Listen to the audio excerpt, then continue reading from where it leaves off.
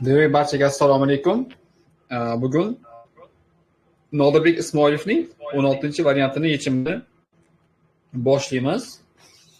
Shu paytgacha 15 ta variantni barchasini yechimini qildik va buni kanalimizda joylashtirilgan PDF holatda ham, video holatda ham. Biz hozir jonli holatda 16-variantga yechim qilmoqdamiz. Agar biron bir xatoliklar va kamchiliklar bo'layotgan bo'lsa, bizga aytishlaringiz mumkin, darhol buni to'g'rilab qo'yamiz. Biron bir xatoliklar ketayotgan bo'lsa. Hozir bitta ikki kishini mikrofonini ochib qo'yaman men.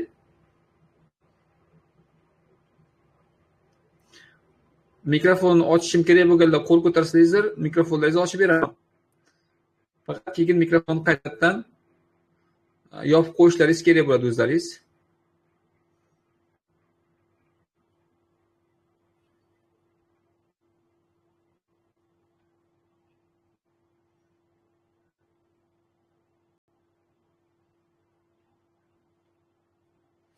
Demak, boshladim. 36-variant. 36-variantda aytilyaptiki, noma'lum miqdorda glyukozaning bir qismi chala, bir qismi to'liq parchalandi. Qolgan 50% qismi esa parchalanmasdan qoldi. Shu vaqt ichida xloroplastlarda sintezlangan ATF molekulasining 60% qismi hisobiga sintezlangan glyukoza miqdori chala parchalangan glyukoza miqdoridan 54 marotaba ko'p deb. Fotosintez jarayonida 3240 mol karbonat angidrid hosil bo'lgan. Demak, aynan mana shu narsa bizga kerak bo'lgan narsa. Ovozim boryapti, mikrofon ochiqlab bitta ma'lumot beraversangiz. Hammasi joyidami? Xo'p. Yaxshi, demak, birinchi qiladigan ishimiz nima bo'ladi? Mana shu 3240 mol karbonat angidriddan boshlaymiz. 3240 ni bo'lib yuborishimiz kerak 6 ga. Chunki 1 mol glyukoza hosil bo'lish uchun 6 mol karbonat angidrid sarflanadi. Agar biz umumiy karbonat angidridni 6 molga bo'ladigan bo'lsak, necha mol glyukoza sintezlangani kelib chiqadi. Demak, 540 mol glyukoza sintezlangan. Sintezlangan ekan. Biz masalaga pastdan yuqoriga qarab chiqib boramiz. Endi elektron marotaba ko'p. Mana bu yerda aytibdi. Chala parchalangan glyukoza miqdoridan elektron marotaba ko'p ekan mana shu narsa. Agar men 540 ni, ya'ni fotosintez jarayonida sintezlangan glyukozani 54 ga bo'lib yuborsam, ya'ni chala parchalangan glyukoza miqdori kelib chiqar ekan. Bu yerda demak u 10 mol bo'ladi. 10 mol nima desa, 10 mol chala parchalangan glyukoza.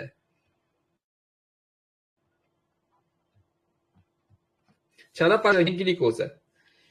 Endi mana shu 540 mol glyukoza xloroplastda sintezlangan ATF molekulalarining 60% dan hosil bo'lgan ekan. Bu uchun biz nima qilishimiz kerak bo'ladi? 540 ni ko'paytirishimiz kerak 18 ga. Ya'ni 1 mol uchun 18 ta ATF sarflansa 540 molga qancha? 540 ni 18 ga ko'paytirsam 9720 ta ATF shu 540 mol glyukoza sintez uchun sarflangan. Bu 60% ekan. Demak, agarda 9720 ATF ham 60% bo'ladigan bo'lsa, 100% ATF qancha bo'lgan? 100% ATF ham demak 16200 bo'lgan. Xo'p, demak 16200 ta ATF 16200 ta ATF bu xloroplastdagi 100% barcha ATF ekan.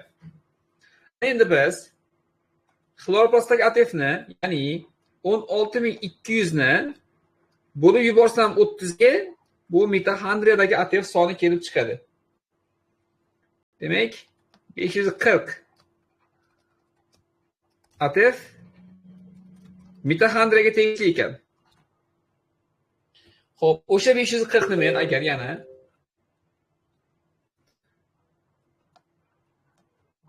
540 ni 36 ga bo'lib yuborsam, to'liq parchalangan glikoza kelib chiqadi. Demak, 15 mol 15 mol glikozamiz demak to'liq parchalangan ekan. Menda chala parchalangan glikoza ham, to'liq parchalangan glikoza ham aniq. Demak, 10 mol glikoza to'liq, 15 mol glikoza chala parchalangan. Mana bu joyda 10 plus 15 ni qo'shsam 25 mol glikoza demak parchalangan ekan. Lekin masala shartda bitta narsa bor. 50% qismi parchalanmagan shunda glikozani. Demak, agar bizda 25 mol parchalangan glikozamiz 50% bo'lsa, 100% glikozamiz qancha bo'lgan? Bu 50 mol bo'lgan ekan. Endi A bandni ichimini qilsak bo'ladi. A bandda dastlab glikoza miqdori qancha bo'lgan? Mana bu topib oldik buni. Bu 50 mol bo'lgan. Endi B bandga o'tamiz. Jarayon natijasida jami necha mol bo'lgan? Jarayon natijasida jami hosil bo'lgan ATFni qanday hisoblaymiz? Jami hosil bo'lgan ATF mana bunday hisoblanadi. Mana 116200 ATF va 540 ATF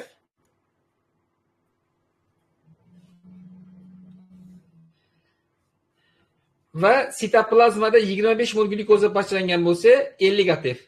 Demak, 50 ATF plus 540 ATF plus 16200 ATF. Bularni hammasini qo'shib yuborsam, bu qayerdan kelib chiqqan bilishimiz kerak. Mana bu 50 ATF bu sitoplazmaniki, 540 ATF-chi. Bu mitoxondriyaning 16200-chi. Bu xloroplastdan hosil bo'lgan ATF. Jami ATFlarni qo'shayotgan bo'lsam, 16790 bo'ladi. 16790 ATF hosil bo'lgan.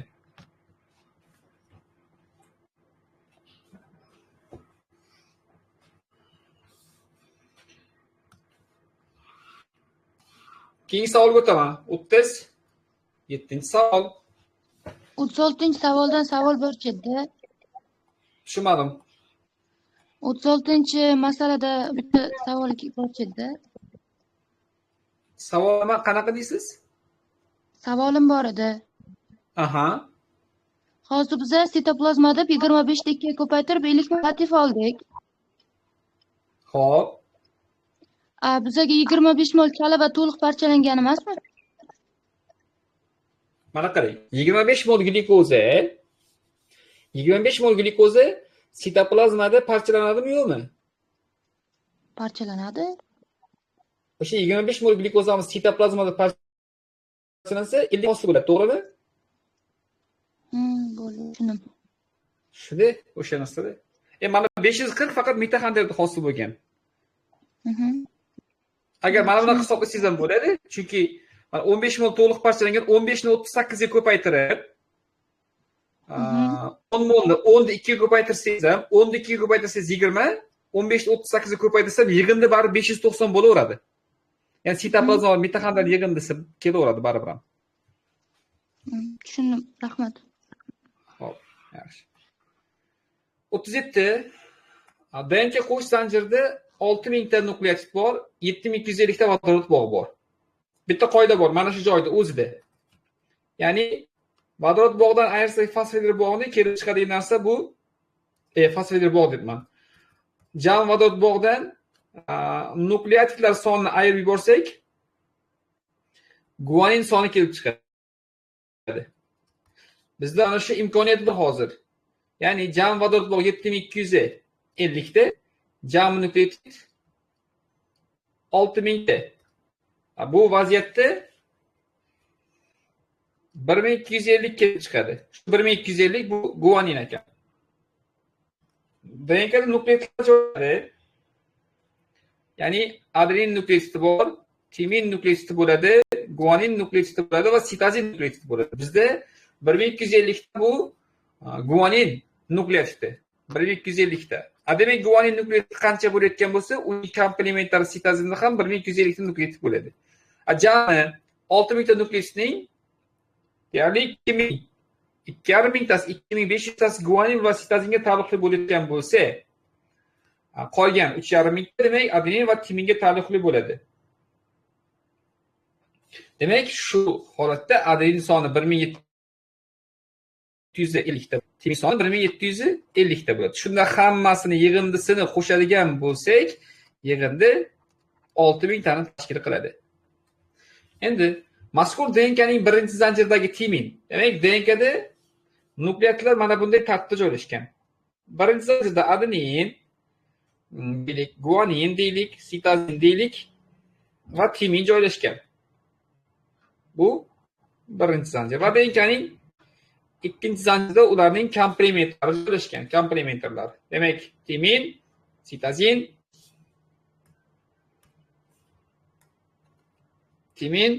sitozin, guanin va adenin. Endi birinchi zanjirdagi timin, ya'ni mana bu. Birinchi zanjirda ham timin bor, ikkinchi zanjirda ham timin bor. Birinchi zanjirdagi timin nukleotidda umumiy timin miqdorining 80%. Demak, umumiy timin qancha edi? 1250 deydi. Ya'ni timin 1250 ta timin, jami timinning 80% kerak. Ya'ni 0,8 ga ko'paytirib yuboraman. 1250 ta 0,8 ga ko'paytirgan bo'lsa,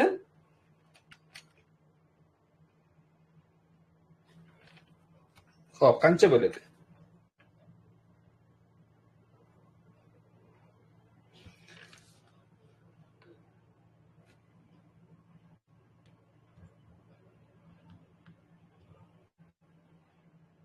Mingta bo'lar ekan. Demak, birinchi zanjirda timin nukleotidlar umumiy timin miqdori 80%. Umumiy timin 1250 ta bo'layotgan bo'lsa, 80% 1000 ta bo'ladi. Birinchi zanjirda 1000 ta timin bor, demak, qolgani 250 tasi ikkinchi zanjirda. Demak, mana bu adenin ham 250 ta, bu adenin esa endi 1000 ta bo'ladi. Komplementarlik qoidasi. Endi guanin nukleotidlari umumiy guaninning 40% ni tashkil qiladi. Guanin qancha edi bizda? Guanin miqdori 1250 ni ko'paytirsam 0,4 ga, mana bu 1000 edi. 1250 ni ko'paytirishim kerak 0,4 ga. 1204 ko'paytirgan bo'lsam, demak bu 500 bo'ladi. Demak, 1250 ta guanindan 500 tasi birinchi zanjirda joylashgan. Qolgan qancha qoldi? 750 ta qoladimi? 750 ta. Demak, mana bu sitozin ham 750 ta, mana bu 500 ta bo'ldi. Mana qaysi qatorda qancha nukleot borligini ko'rib oldik. Demak, endi A bandda so'ralgan ishni qilamiz. DNKning birinchi zanjirdagi sitozin va ikkinchi zanjirdagi guaninlar orasida vodorod bo'la sonini ishni qarang. Birinchi zanjirdagi sitozin va ikkinchi zanjirdagi guanin orasida vodorod bor. 750 ni ko'paytirsam 3 ga. 2250 ta vodorod bor bo'ladi. B bandga qarasak, DNKdagi jami timinlar soni nechta? Jami timin biz bo'lgandik, bu 1750 ta edi. Hammasi yaxshimi? Ozim bo'lyaptimi?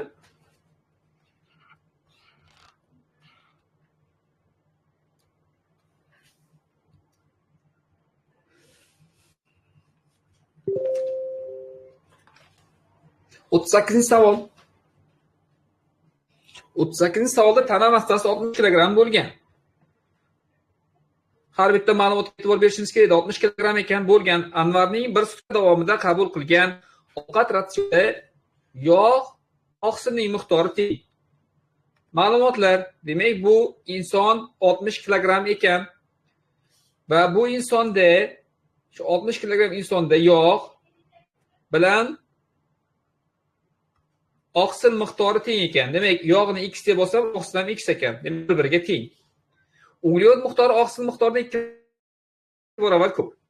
Endi bu yerda uglevod ham bor. Uglevod oqsildan 2 barobar ko'p bo'layotgan bo'lsa, oqsil x edi, uglevod demak 2x bo'ladi. Oqsildan uglevod 2 marta ko'p bo'ldi. To'qima va organlarning hayotiy jarayonlari normal o'tishi. Bu nima degani? Bizda jami energiya bor.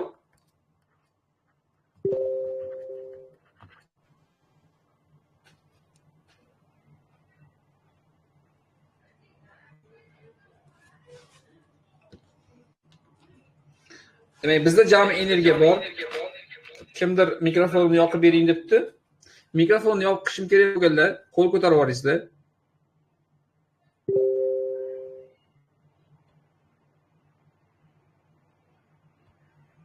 Faqat mikrofonni yoqqanlarim, o'zingiz mikrofonni yopib qo'yingizlar, menga xabar berishlaringiz mumkin, mikrofonlaringiz ochiq qolib ketsa. Xo'p, qo'l ko'targanlarni mikrofonni ochib bo'ldim. Qarang, boya 37 ta savolim bor edi-da. Aha. Boya temin bor edi-ku, o'sha 6000 tadan 1250 tani ayirib, 1252 ga ko'paytirib 6000 ni ayirib Tushundim, bo'ldi. 1250 emas, 1750 bo'lishi kerak demoqchi edingiz-a? Ha, o'shanda 1400 bo'lardi. Bo'ldi, tushundim. O'sha xato, hozir bitta tushundim. Hop. To'g'ri. Mana bu temin 1750 edi, men 1250 ga olib ketdim-a? Ha. 1750 ni 08 ga ko'paytirsam 1400 bo'ladi. To'g'ri, 1400 bo'ladi. Endi birinchi zanjirda 1400 ta temin bo'lsa, ikkinchi zanjir 350 ta qoladimi? Ha. Mana bu adina 350 bo'ldi. Qolgan joyi to'g'ri. Ha, shunday. Endi xo'p. Men guvoninga qarab ketib qoldim. Denkaning birinchi zanjirda sitatin, qolgan joyi to'g'ri ekan, bo'ldi. 750 ga ko'paytirib qo'yaman 3 ga, 2250 chiqqanmidi? Denkaningdagi jami teminlar soni 1750. Ha, to'g'ri ketgan ekan, faqat o'shani ko'paytirib menga qilib qo'yganim xato bo'lgan ekan. Bo'ldi. Ha. Rahmat sizga. Mana shunaqa aytib tursangiz yaxshi, chunki to'g'ridan-to'g'ri ishlayotgan vaqtimda nima bo'ladi? Ayirayotgan vaqtimda xatoliklar ketib qoladi. Ya'ni nima? Muhokamamizga kimdir yozib qo'yibdi, hisob-kitob qilayotganingizda ko'p xatoliklar qilyapsiz deb. Endi bu tabiiy holat, jonli deyapman. Endi ayirayotganda, qo'shayotganda xatoliklar ketib qolishi tabiiy. Shuning uchun oldindan aytaman har safar. O'sha nimadir aytayotgan qo'shayotgan vaqtimda bu yerda mas'uliyati juda ham katta, o'shaning uchun kuzatuvchilar aytib tursangiz yaxshiroq bo'ladi. Nimadir xato ketib qolsa, albatta buni joyida to'g'rilab qo'yamiz. Xo'p, demak, jami energiyani biz taqsimlab olishimiz kerak edi. Jami energiyani biz 3 qism desak, shuning bir qismi jami energiyani 3 ta qismga bo'lsak,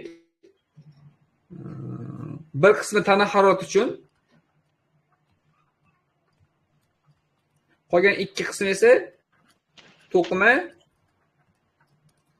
organlarimizning ishi uchun ketadi. Ya'ni bizda aynan o'sha to'qima organlarining faoliyati uchun degan joyi bor. Demak, bu yerda 1700 kaloriya nechta qism bo'ladi? Demak, bu ikkita qism bo'ladi. Bizga jami 3 qism kerak. Jami 3 qismi demak 2592. 2592 kilokaloriya bo'ladi. Demak, 3 qismimiz teng ekan 2592 ga. Endi qilishimiz kerak bo'lgan ish o'sha 2592 kilokaloriyani qanchasi oqsilniki, qanchasi yog'niki, qanchasi uglevodlinikini topib olish uchun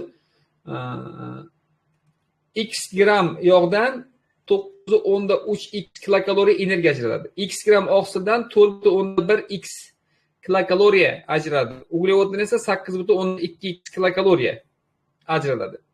Demak, biz agar 9.3x ni plus 4.1x ni plus 8.2x ni barchasini qo'shayotgan bo'lsak, 21.6x ta bo'ladi. O'sha 21.6x tamiz teng bo'lar ekan 2592 ga. Bitta x'imiz teng bo'ladi 120 ga. Xo'p, endi avantga o'tamiz. Uning ovqat ratsioni yog'ning miqdori qancha? Yog'imiz qarang, bitta xga teng edi. Demak, yog' shunda 120 gram bo'ladi. B bandga qaraymiz. Bir kecha kunduzda bajarilgan ishga sarflangan energiya kilokaloriyada aniqlang. Bitta qoida bor. Agar 1 kilogramlik odam uchun 1 soatga 1 kilokaloriya. 1 soatga. 60 kilogramlik odam uchun 1 soatga 6 kilokaloriya energiya sarflanadi. Endi bir kecha kunduz kerakda bizga. Bir kecha kunduz. Bir kecha kunduz bu 24 soat. 24 ni ko'paytirishimiz kerak, demak 60 ga. 1440 kilokaloriya bo'ladi.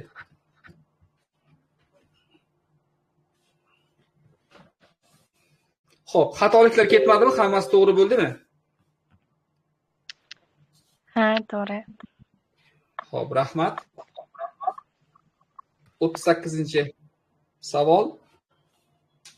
38-savol tamomasiz yaxshi narsami?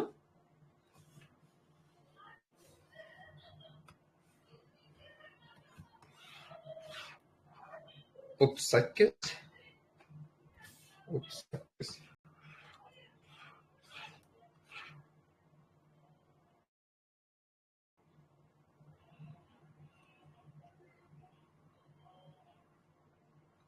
Xo'p, 39-savol qanaqa savol edi? 38 tushib qoldi bu yerga.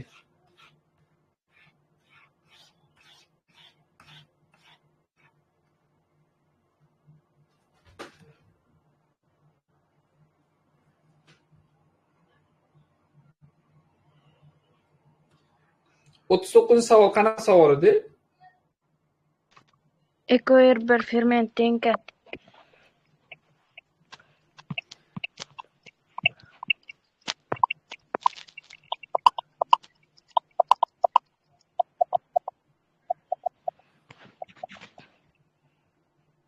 O'ttiz sakkizni bizda kitobda orqasida 1144 ekanda, o'sha nolchasi qolib ketganmi? Ha, kitobda qolib Ha, ketgan shunday. nolchasi.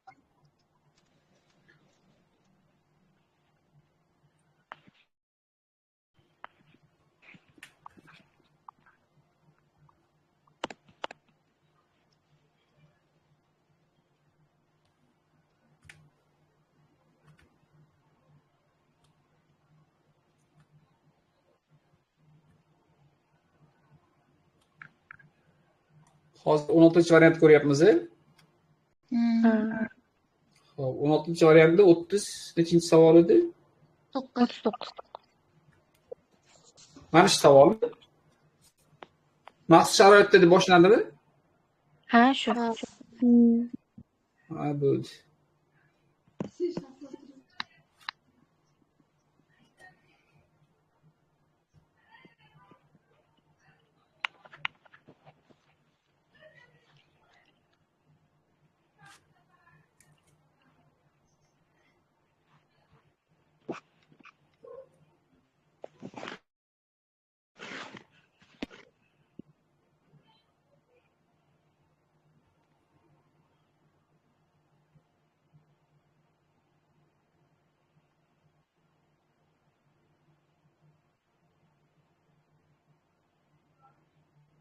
Mana topdik bo'ldi.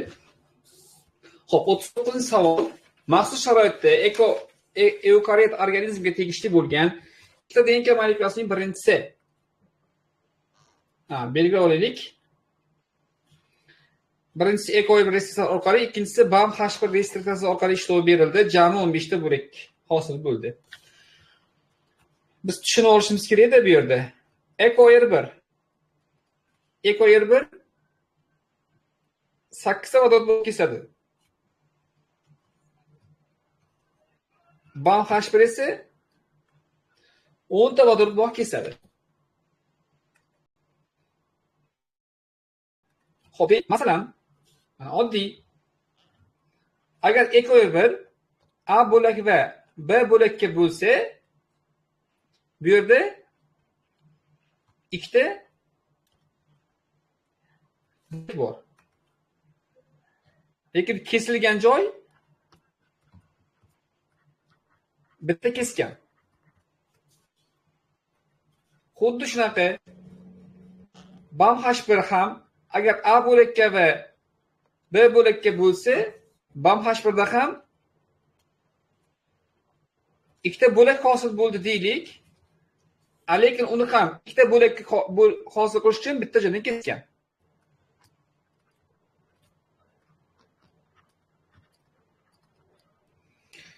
Endi oddiy mana shu joyda e'tibor beraylik.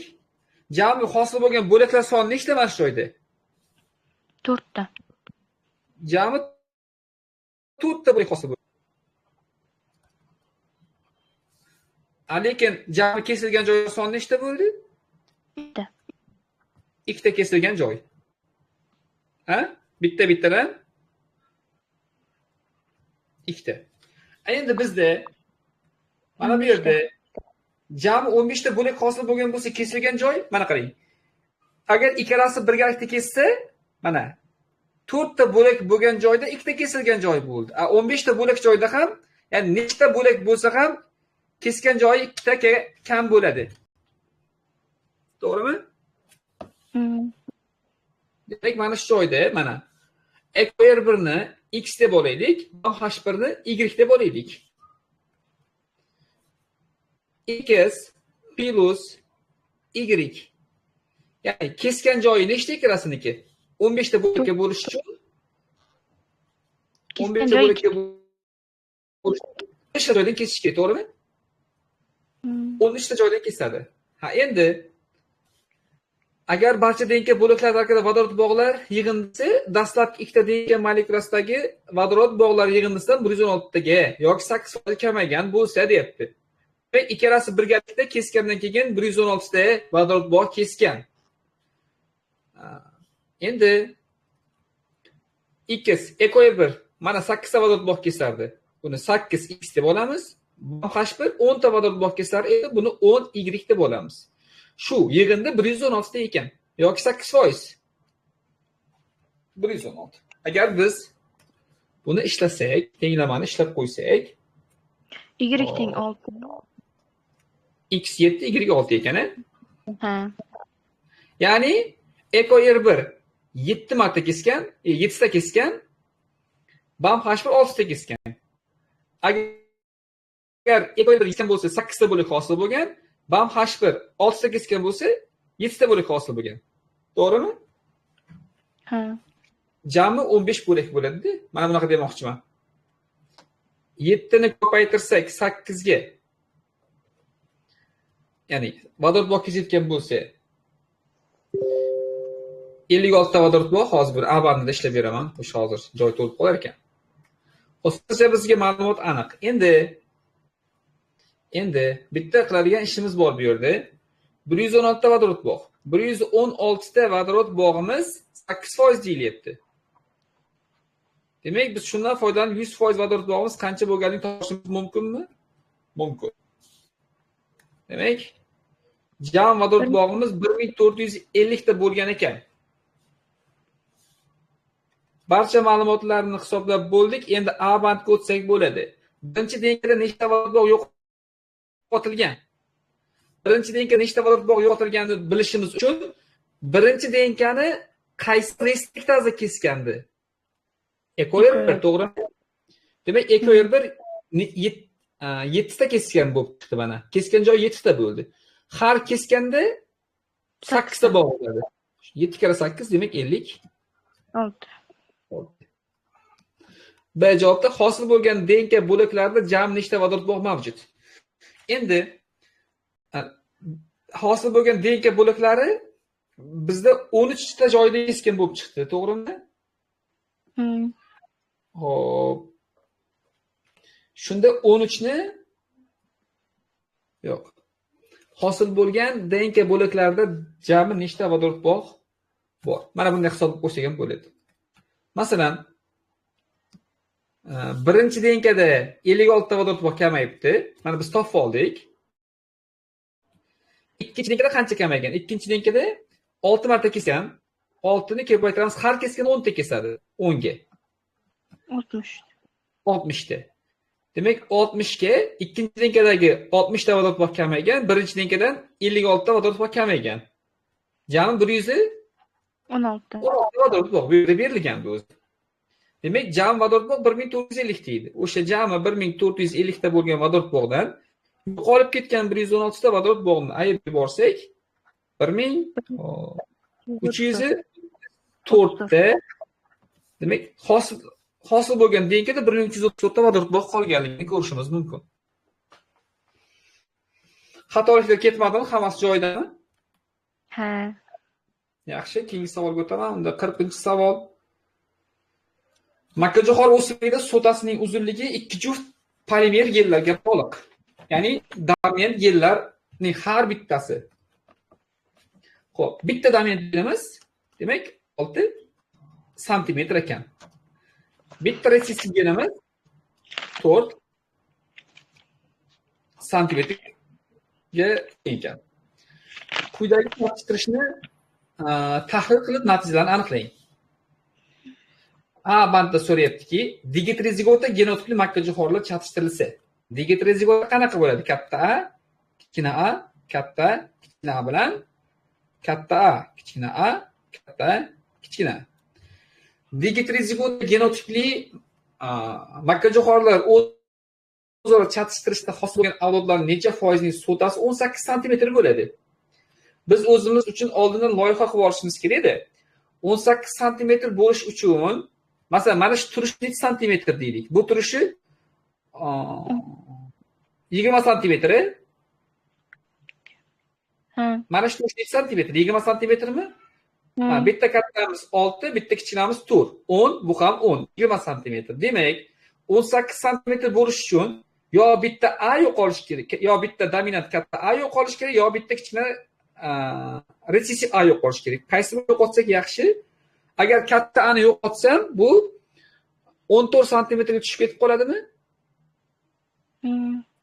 20 dan 6 kelsa 14. Agar bitta kichkina A kattaning joyini kichkina A'ga almashtirib qo'ysam, 3 ta kichkina A, bitta katta qolsa, bitta katta 6, 3 ta kichkina 12, 18 bo'lar ekan. Demak, genotipi qanaqa bo'lishidan qat'iy nazar, tarkibida bitta dominant gen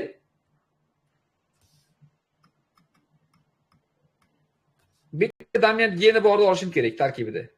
Bitta dominant geni borligi kerak. Demak, masalan, bular chatishganimda katta chiqadi. Bu menga kerakmi, kerak emasmi? Yo'q. Kerak emas. Bu bitta chiqadi, lekin kerak emas. Yoki katta kichkina chiqadi. Bundan ikkita hosil bo'ladi, lekin bu ham kerak emas. Menga tarkibida bitta dominant geni bor kerak. Bu kerak emas. Yoki mana bu katta kichkina A, katta olinadi. 16 talikda ichida bu ikkita chiqadi, lekin bu ham kerak emas. Tarkibida shu dominant gen. Yoki bo'lmasa mana katta kichkina A. Bu 4 chiqadi. Lekin bu ham kerak emas. Bitta dominant geni bor ekan. Yoki olinadi katta, kichkina A. Bu 16 talik organizm hisoblayapman-da hozir. Demak, bular bitta dona bo'ladi, lekin dominant geni ikkita bunda. Bu ham kerak emas. Yokida katta, kichkina A ligi chiqadi. Bu ikkita bo'ladi, lekin mana shu narsa menga kerak. Tarkibida bitta dominant geni bor kerak-edi. Keyin yana chiqadi. Kichkina A, kattaligi bor. Bu bitta, lekin bu kerak emas, chunki tarkibida ikkita dominant gen bor. Kichkina A, kichkina A ligi bor. Bu ikkita chiqadi. Lekin bu bizga kerak. Chunki ichida bitta mana. Biz bunaqasi olyapmiz-da. Bitta tarkibida kattasi bor olyapmiz. Oxirida bitta organizm chiqadi. U hammasi kichkina bo'ladi. Bu umuman to'g'ri. Kelmaydi, bu bitta bo'ladi. Buni ham olamiz. Demak, jami 16 ta organizmda nimani so'ralgan? Xo'p, necha foiz 18 santimetr? 16 tamiz bu 100% deb olayotgan bo'lsak, xo'p, mana bu yerda ikkita, mana bu yerda ikkita. 4 ta bo'ldimi? 4 tamiz necha foiz? 5%. 5% bo'lar ekan. Bu Abatning javobi 5% ga to'g'ri keldi. Endi so'tasining uzunligi B bandda aytyaptiki, so'tasining uzunligi 20 sm va 18 sm bo'lgan makka jo'xorilar o'zaro chatishtirildi deyapti. O'zaro 20 sm va 18 sm bo'lgan makka jo'xorilar o'zaro chatishtirilganda hosil bo'lgan avlodda so'tasining uzunligi 16 sm bo'lgan o'simliklar 12,5% bo'ldi. Demak, bu uchun 20 sm bo'lish uchun katta A, kichkina A, katta A, kichkina bo'lish kerak edi. Ikkita dominantli, ikkita resessiv. Va bu yerda 16 santimetrlik g'o'za. 16 santimetrlik bo'lish uchun xo'p, hammasi kichkina bo'lishi kerak. mana bunaqa qism to'g'ri bo'lib qoladi hozir. Ya'ni kichkina a'lari ko'proq bo'lish kerak edi. Bundan nima topib ko'raman? Demak, katta A chiqadi, katta A kichkina A chiqadi, kichkina A katta A chiqadi va kichkina A chiqadi. Birinchi organizmdan. Ikkinchi organizmdan katta A kichkina A chiqadi va kichkina A olinadi. Endi shuni ichida 16 santimetr bo'lgani. Ya, so'tasi uzunligi 20, uni ichida 16 santimetr bo'lgan o'simlik 12,5% ekan. 16 santimetr bo'lish uchun Bitta. hammasi kichkina bo'lishi kerak edi. Mana hammasi kichkina, to'g'rimi? Ha. Mana shu 16,5%. Bir xilla o'ylaydi-da, biz mana bu genotiplarni qanday qo'yib oldik deb. Misol uchun mana buni bunaqaligini qanday bildik deydi. Mana bunaqadan misol uchun bu 18 santimetr bo'lish uchun xuddi mana shunaqa bo'lish shart. Mana 18 santimetr ko'rib bo'ldik, tarkibida bitta bo'lish kerak, to'g'ri? Endi mana bu genetik boshqacha ham bo'lishi mumkin-ku desa, bizda mana a'larni uchrashishiga e'tibor berishimiz kerak-da. A'lar uchrashishi kerak. Shuning uchun mana shundan boshqasi to'g'ri kelmaydi. Endi so'tasining uzunligi 20 sm va 18 sm bo'lgan makka jo'xorilar o'zaro chatishtirilganda avlodda so'tasi uzunligi 16 sm-lik 12,5%, so'tasi uzunligi 20 sm bo'lgan o'simliklar necha foiz? So'ta uzunligi 20 sm bo'lish uchun tarkibida mana bitta, ikkita dominant ham bo'lish kerak. Bu bo'lmaydi, bu bo'ladi, bu bo'ladi, bu bo'lmaydi. Mana bu bo'ladi, bu qolgani bo'lmaydi. 3 ta. Bittamiz 16,5% bo'lsa, 3tamiz qancha bo'ladi? 37,5. Qancha bo'ladi? 37,5. 3 ni ko'paytirsangiz 12,5 ga 37,5% bo'ladi. Chunki bittamiz 16,5%, 3tamiz qancha? Xuddi proporsiyada bu yerda. Demak, B javobda 37,5% ni tashkil qilar ekan. 8tamiz 100%, 2tamiz qancha desak bo'lmaydi-da. 8tamiz unaqa qilsak ham bo'ladi. Farqi yo'q. Misol uchun, 8 ta organizm bor. Uning ichida 3tamiz qancha desak ham to'g'ri. Endi 3 ni 12,5 ga ko'paytirib qo'yganimga sabab, chunki mana bitta mana 16,5 bo'lsa, qolgan har bittasi 16,5% dan bo'ladi-da. To'g'rimi? Mana bitta 16,5%-ku. 12,5. 16,5 qildimmi? 12,5.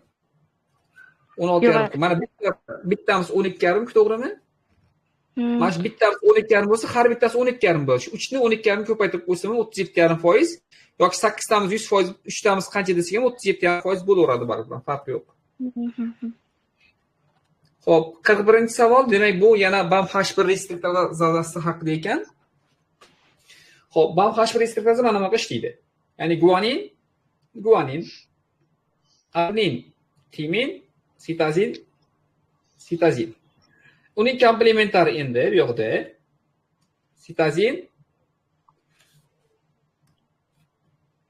sitazin, timin, adenin, guanin. Bu shunaqa respektazaki, u faqat guanin va guanin bor joyni taniydi. Mana bu joydan keladi. Endi guanin va sitazin o'rtasida 3 ta vodorod bor, adenin va timin o'rtasida 2 ta bor. Timin va adenin o'rtasida 2 ta, sitazin va guanin o'rtasida 3 ta. Jami 10 ta vodorod bor bu yerda. Mana bunaqasiga yuradi-da. Yana guanin va guanin jufti o'rtasidan chiqib ketadi. Shu kesgan joyida 10 ta bog' kesadi. 10 ta vodorod bog' kesadi. Va shu 10 ta vodorod bog'larning 6 ta vodorod bog'i bu guanin va sitazin orasida, 2 ta vodorod bog' esa adenin va timin orasiga 4 ta vodorod bog'. 4 tasi adenin va timinga taalluqli bo'ladi.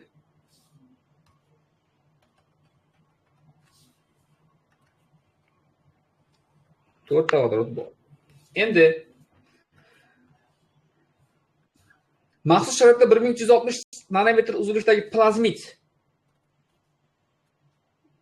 1360 ni bo'lib yuborsam 0.34 ga plazmidda nukleotlar soni kelib chiqadi. 4 mingta. Lekin plazmidda ham ikkita zanjir bo'ladi, to'g'rimi? 4 ming 2 ga ko'paytirsak, demak 8 ming. 8 mingta nukleotid bo'lgan bu yerda. Jami 100%, 8 mingta nukleotid bo'lgan. Endi BAMH esa A, B, C, D, E, F bo'laklarga bo'lgan. Demak 1, 2, 3, 4, 5, 6 ta bo'lakka bo'lgan. Endi mana bunaqa narsa bo'lyapti-da bu yerda. Xo'p.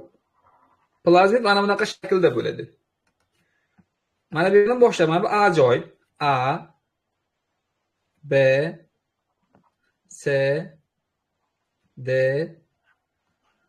E va F. Bo'lakka bo'lish kerak. Xo'p, bo'lishni mana shu joydan boshlaydi mana. 1 marta kesdi, 2 marta kesdi, 3 marta kesdi, 4 marta kesdi, 5 marta kesdi, 6 marta kesdi. Plazmidda bo'laklar soni bilan kesilgan joy soni teng bo'ladi. Chunki bu tashib ketgan halqasimo bo'lganligi uchun tushunarli. Demak, jami 6 ta nima qilgan? Kesgan.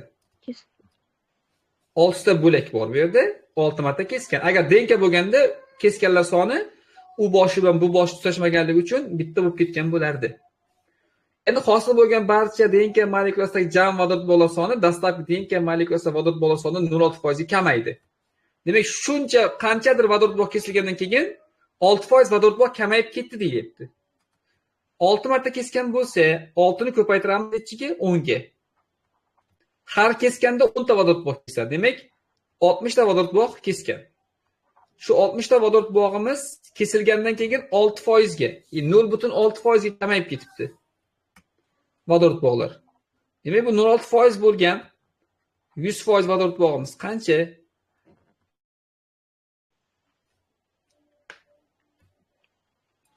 o'n mingta bo'ladi. Jam vodorod bog' 10 mingta bo'lgan plazmidda. Xo'p, dastlabki denka molekulasi tarkibida adenin va timin orasidagi vodorod bog'lar necha foizga kamaygan deyapti. Biz u uchun endi adenin nechta, timin nechta, uni topib olishimiz kerak. Qanday topamiz? Ya'ni jami vodorod bog'dan jami nukleotidni ayirib, guaninni topsak, qolganini topib olamiz. Jami vodorod bog'imiz 10 mingta bo'ldi. Jami vodorod bog' 10 mingta ekan, jami nukleotid 8 mingta edi. Agar 10 mingtadan 8 mingtani ayirib yuboradigan bo'lsak, 2000 bo'ladi. Demak, endi yozib chiqamiz. Adenin bor, timin bor, sitazin bor. Guanin 2000 ta ekan. Sitazin ham 2000 ta. Ikkalasi 4 mingta bo'ldim, demak teng ekan hammasi. Miqdor jihatdan barcha nukleotidlar teng ekan. Chunki 8 mingtada hammasi 2000 tadan bo'linib ketadi. Bitta guanin 2000 bo'lgandan keyin. Endi dastlab bitta ma'lumot aytgandimki, BAMH1 bir marta kessa 10 ta vodorod bog' kesadi mana bu yerda. Shuning 4 tasi adenin va timinga taalluqli bo'ladi deyilgandi. Avvalda shuni so'rayapti. Dastlabki denka molekulasi tarkibidagi adenin va timin orasida vodorod bog'lar necha foiz kamagan? Endi bir keskanda adenin va timin orasida vodorod bog' 4 taga kamayadi. Bir kesganda 4 taga kamayib ketadi. Lekin bu bir marta kesmagan, 6 marta kesgan. 6 marta kesganda 24 taga kamayib ketgan. Adin va T o'rtasida vodorod bor. Ikkasi o'rtasida vodorod bor. Demak, 6 ni ko'paytirsak, bunga teng 24 martaga vodorod bor kamaygan. Demak, o'z Adin va T o'rtasida vodorod bor nechta bo'lgan? 4000 ta bo'lgan, a? Demak, 4000 ta bo'lgan, mana dastlab 4000 ta bo'lgan. Shu 4000 ta vodorod bor Adin va Tning o'rtasida 100% bo'lgan ikkalasi uchun shundan 24 tasi yo'qolgan. Nimaga desa 6 marta kesganda, bir kesganda 10 ta vodorod bog'ning 4 ta vodorod bog' Adin va Tnga taalluqli bo'ladi. 6 ta kesganda 6 × 4 24 tasi Adin va Tngniki bo'ladi. 0,6% bo'ladi bu. A 0,6% ekan. B bu hosil bo'lgan barcha bo'laklardagi vodorod bog'lar sonini aniqlaydigan. Ya'ni hosil bo'lgan bo'lakdagi deyapti. Shunda 6 ta kesdi. 6 ta bo'ldi. Har bir bo'lakni 10 ga ko'paytirsak bu 60 ta vodorod bog' ekan. Xatolik ketmadimi? Hammasi joyidami? Ha, bo'ldi. Tushunarli, hammasi yaxshi.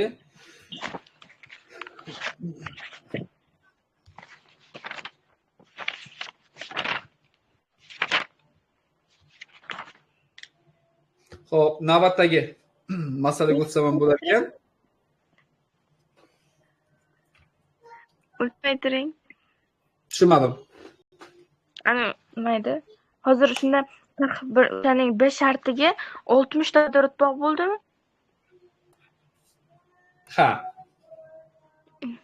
Lekin nega 9940 degan kitobda?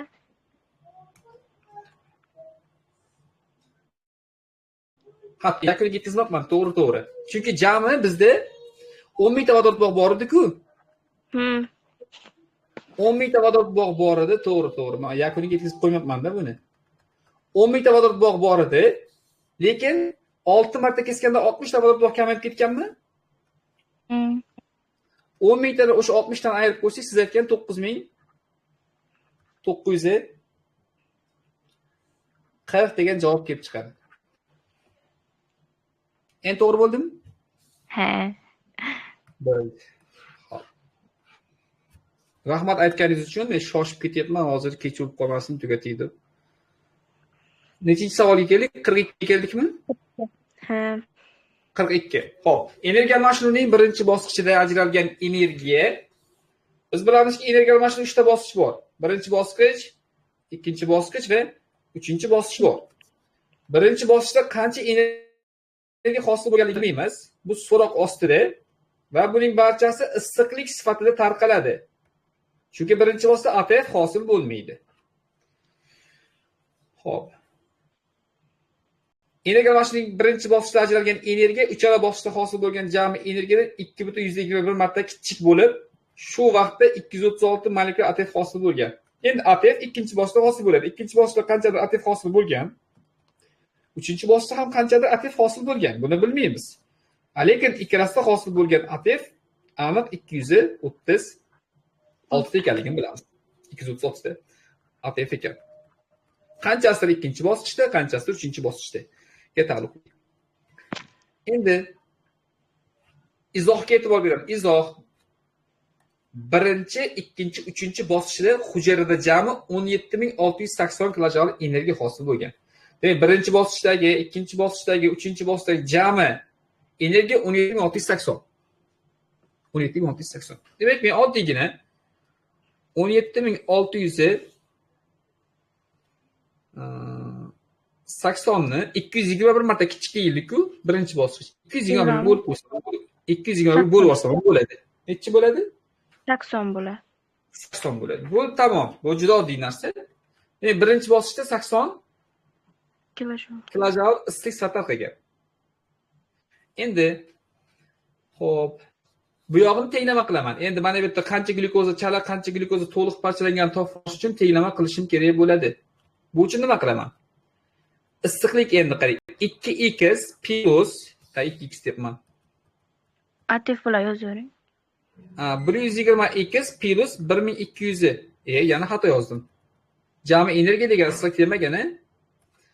Hop, jami energiya bo'lsa 200x plus 2800y teng bo'ladi 17600 ga endi. Saksonni qani desak, saksonni birinchi bosqichga berib yubordik. Birinchi bosqichga berib yubordik o'ziga.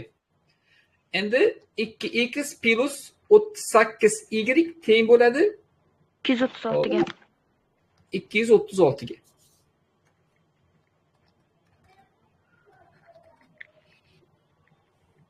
Hop, x'imiz Xo'sh.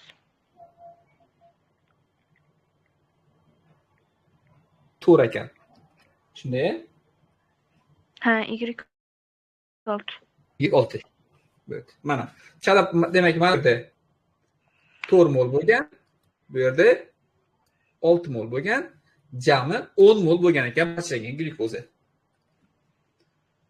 Avantga qaraymiz. Glyukoza necha foiz to'liq parchalangan? 10 mol bo'lsa 60% bo'ladi.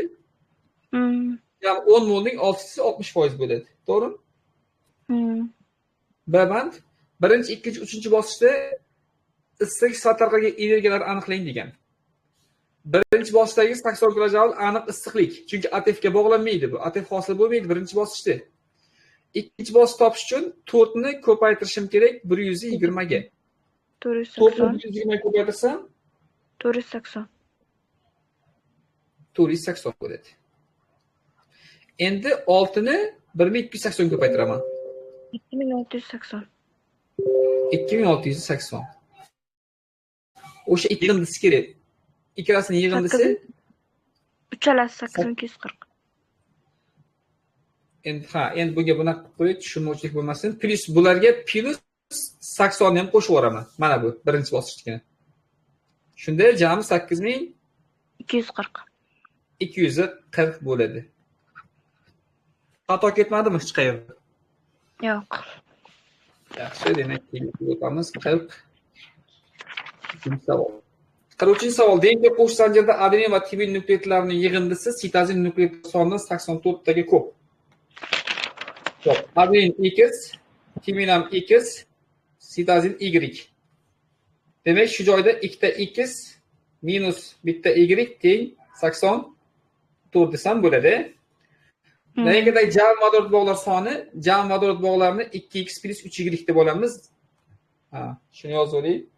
Jam vodorod bog'lar soni 2x plus 3 ta y. DNKdan sintezlangan oqsil tarkibidagi peptid bog'lardan minus oqsil bir zanjirda sintezlangan bir zanjirda x bo'ladi, bitta y bo'ladi, undan 3 marta kam bo'ladi va bitta ayriladi. Peptid bog' bo'ladi keyin. To'g'rimi? 2 ga bo'lyapsiz a? Tushunmadim. 2 ga bo'lyapsizmi? Nimani 2 ga bo'lyapman? O'sha x plus y deyapsiz-ku. Oqsildagi. Mana 3 ga bo'lyapman, 3 ga. X plus y taqsim 3 ha. Chunki bir zanjirdagi mana x plus y bitta zanjirda joylashgan nukleotid, to'g'rimi? Ha. Bitta zanjirdagi nukleotiddan oqsildagi aminokislota 3 ta ekan bo'ladi, to'g'rimi? Shu x plus y 3 ga bo'ldim, aminokislota kelib chiqadi, undan mana minus bir narsa peptid bog'iga aylanadi keyin. Tenglamada shunday joy oladi bu narsa. Xo'p, endi bu yerda umumiy mahraj berib olish kerak. 3 ni 2 ga, 3 ni 3 ga ko'paytirish kerak. Umumiy mahraj degan narsani hammamiz tushunamiz. Umumiy mahraj 3 3 3 3 3 3. Hammasi hisob chiqamiz. 6 ta x, 9 ta y. Bu bunaqa holatga o'tadi-da, endi mana buni o'zgartiramiz-da. Bu 6 ta x plus 9 ta y minus qavs ochishda ishoralar o'zgaradi. X minus y minus plus 3 bo'ladi. Teng 3 ni 113 ga ko'paytirishimiz kerak endi.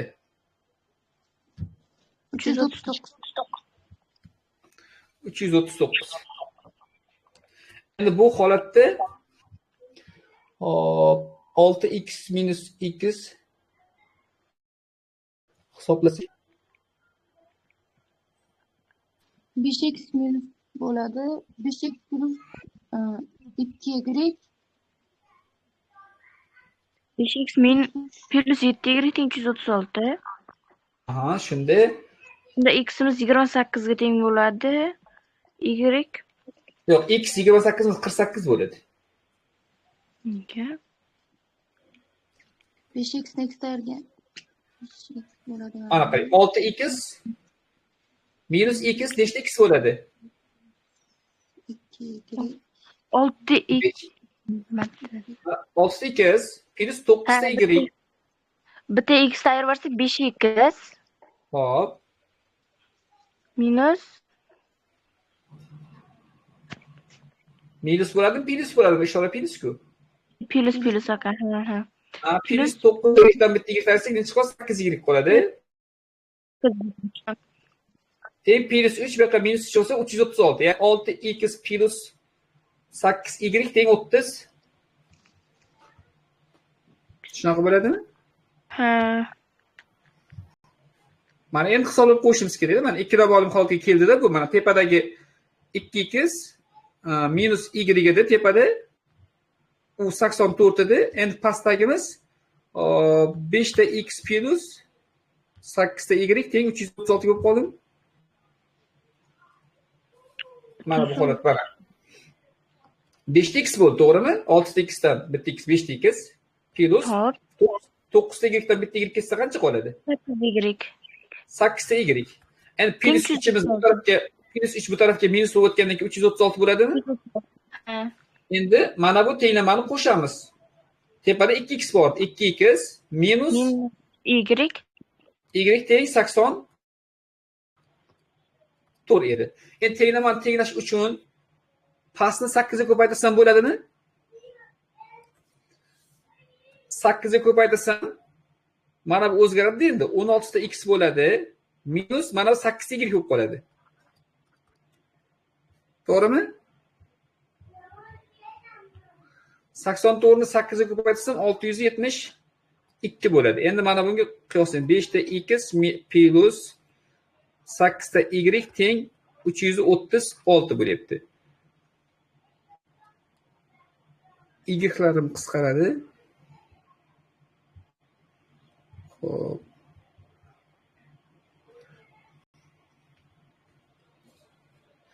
Endi mana bu 8y qo'shsam yo'q qoladimi, ayirsam yo'q qoladimi? ayirsak Ayirsam yo'q qolmaydi-da. Qo'shish kerak. Chunki ayirsam plus va 16 bo'lib ketadi. Qo'shishim kerak. Demak, tenglamani bu tenglamani qo'shishim kerak bo'ladi. Y-imiz demak qisqarib ketdi, 0 bo'ldi. 16x ga 5x qo'shsam 20 bitta x bo'ladi. Endi 672 ga qo'shaman. 336 ni 1008 bo'lar ekan. 1008 ni bo'lsam 21 ga teng 48 bo'ladi. To'g'rimi? ha Mana bitta x'im 48 bo'lar ekan. Ha, bitta y qancha bo'ladi endi? y 12 bo'ladi. Y endi albatta 12 bo'ladi bu yerda.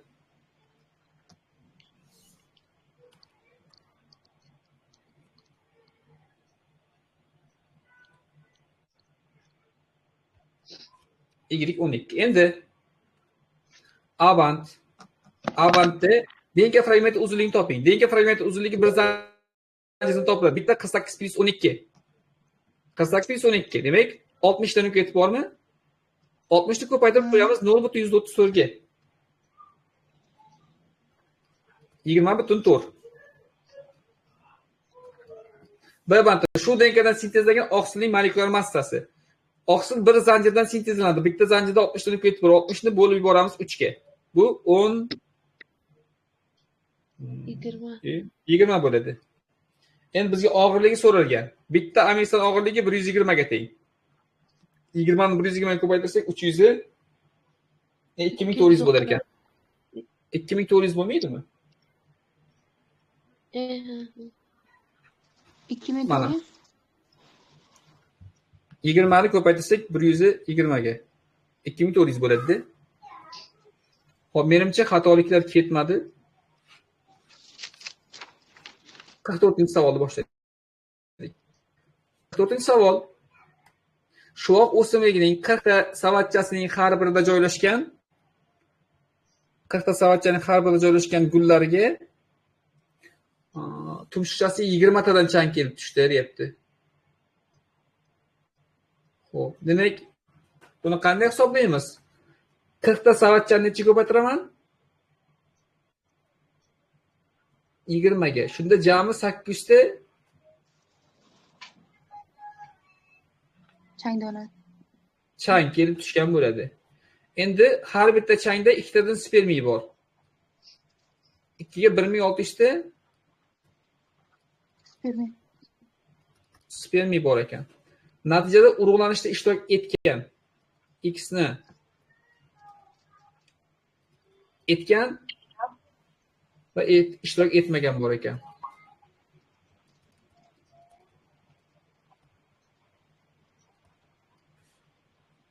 Natijada urug'lanishda ishtirok etgan spermiylar soni urug'lanishda ishtirok etmagan spermiylar soni 2880 taga kam. Nimaga bu yerda spermiylar soni juda ham yuqori bo'lib ketgan?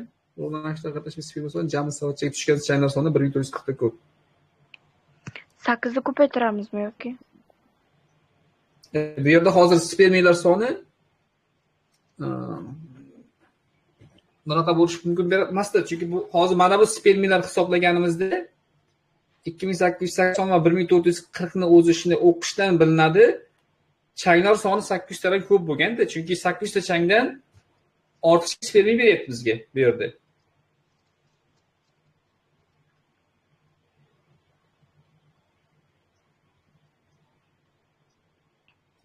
Deyarli 2 barobar ko'p changniki bo'lyapti. Bunaqa bo'lish uchun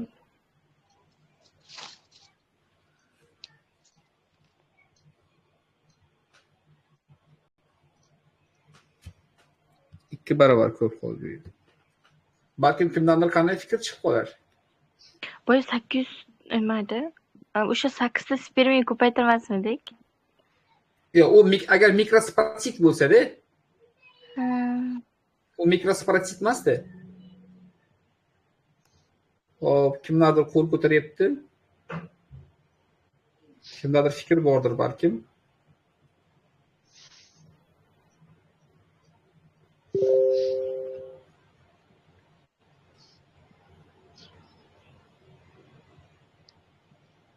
Chatda kimdir yozdi. Gullar soni minimal deb hisoblansin debdimi?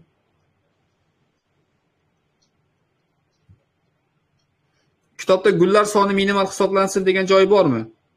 Ha, bor. Menda yo'q u narsa. Men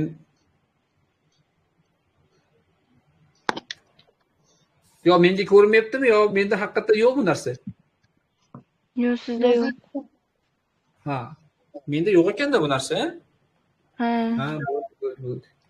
Gullarning Shunga- rangga qo'shib ketilgan. Ha, menda bu narsa yo'q ekan, bo'ldi. Ha, minimal soni desa, minimal sonni qanday topamiz? Bitta savatchada 5 ta yoki nechta gul bor? 7. Tamam. 7 ta. Shuni minimal qancha bo'ladi endi? 5 yoki 7 ta minimal keladi bizga. Bo'ladi. Nechta? 5 ta. Ha, ya'ni bu mana bu minimal, bu esa maksimal. Endi 40 ta savatchadagi har bitta gul, har birida joylashgan gullarning tumshuqchasi 20 tadan chang kelib chiqqan. Demak, bitta savatchada 5 ta gul bor deyotgan bo'lsak, 5 ni ko'paytirsak 20 ga 100 ta kelib tushgan bo'ladimi? Endi 40 ni ko'paytiraman 100 ga. Shunda jami nechta bo'ladi? 4000. 4000 ta ko'paytiraman. 4000 ta bo'lar ekan. 2 ga. Demak, 4000 ta bu nima? Chang. Hop, chang. Endi spermiyni topishim uchun 4000 ni ko'paytirishim kerak 2 ga. Bu 8000 ta spermiy bo'ldi. Endi buni urug'lanishda ishtirok etgan spermiylar soni urug'lanishda ishtirok etmagan spermiya soni 2880 ekan.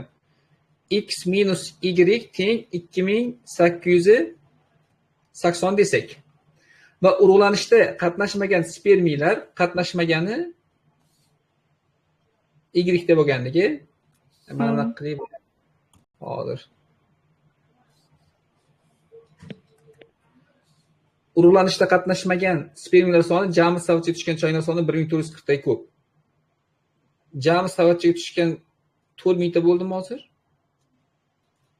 4000 plus 1440 teng Y ga desak. To'g'ri bo'ladimikan?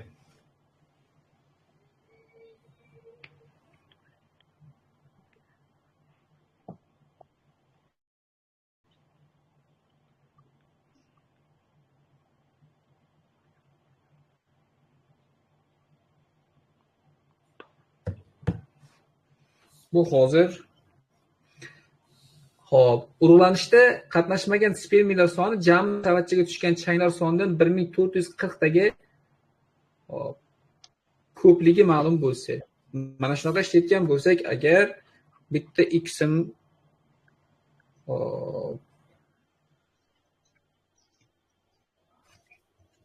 yo'q, bu chiqmaydi, bu bermaydi bu.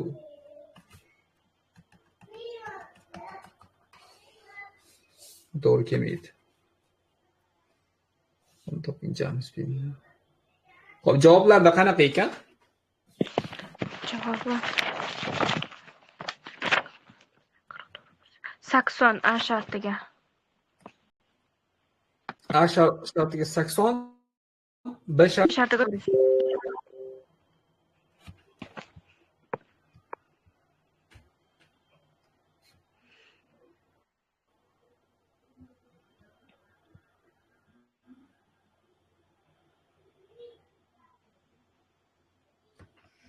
Xo'p.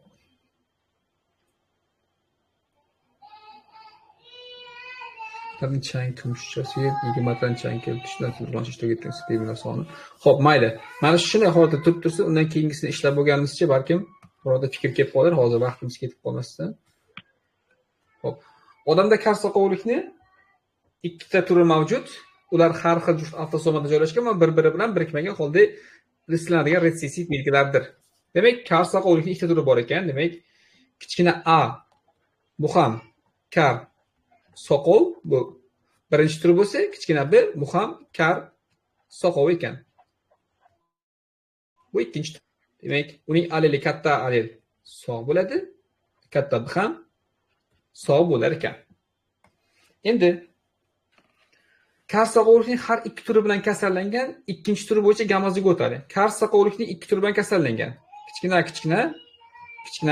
b bo'lishi kerak. Ikkinchi turi demak gamozigotali desa ham farqi yo'q. Shunaqa ota-onalardan deyapti. Ota ham, ona ham xuddi shunaqa bo'lgan ekan, A bandda. Kasal farzand tug'ilish ehtimolligi 100% bilan kasal farzand tug'ilish ehtimoli qancha bo'ladi?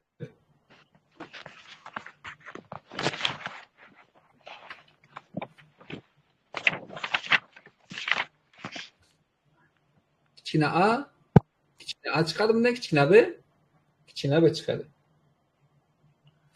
Xo'p, kar soqovlik har ikki turi bilan kasallangan, ikkinchi turi bo'yicha gamosi bo'lgan ota-onalarning oilasida kasal farzand tug'ilish ehtimoli necha foiz bo'ladi bu yerda? Bu yerda 100% bo'lib qolibdi-ku. Bu yerda 100% bo'lib qoldi. Xo'p, hozir. Demak, kar soqovlik ikki xil turi mavjud bo'lib, ularda har ikki juft avtosomalarda joylashgan va bir-biri bilan birikmagan holda retslanadigan retsessiv belgilardir. Demak, bir-biri bilan birikmagan holda retslanadigan retsessiv belgilardir. Kar soqovlikning har xil turi bilan kasallangan, ikkinchi turi bo'yicha xo'p, gamozigotali bo'lgan ota-ona oilasida kasal farzandlar tug'ilish ehtimoli hozir.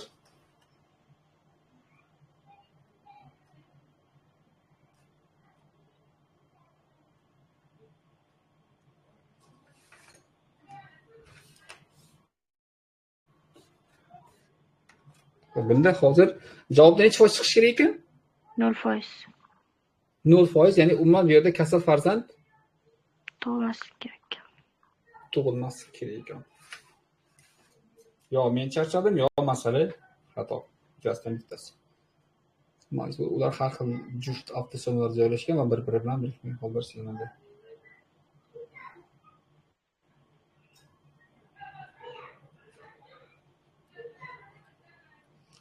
Xo'p, sog'lom tug'ilish uchun ham bu yerda katta yo katta B kerak bo'ladi bizga.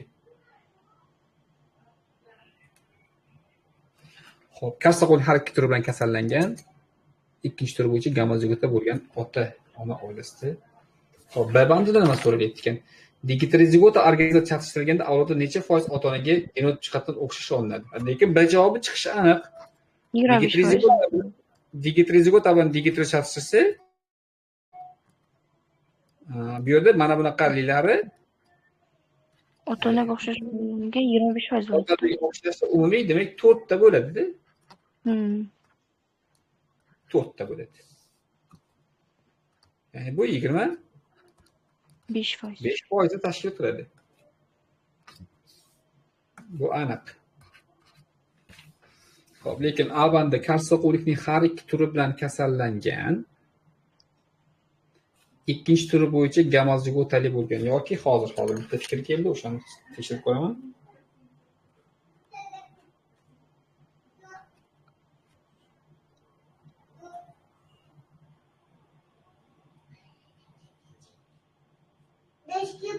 Katta A, kichkina A, demak katta A, kichkina A, kichkina A, katta B.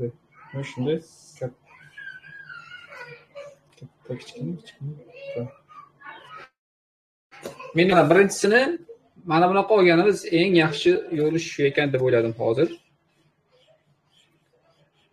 Ya'ni karsaqo'llik har ikki turi bilan kasallangan, ikkinchi turi bo'yicha gamozigota ikkinchi turi bo'yicha gamozigotali bo'lgan har ikki turi bilan kasallangan, demak u ota ham ona ham har ikki turi bilan kasallangan desa, mana bunaqa olsak menimcha eng to'g'riroq ish bo'lar ekan. Masalan, katta A, kichkina A kichkinasi, demak bunda bitta turi bor kasallikni. Yoki onani olayotgan bo'lsak, unda ham kasallikni bitta turi bor. Demak, hop, yo'q. Hozir katta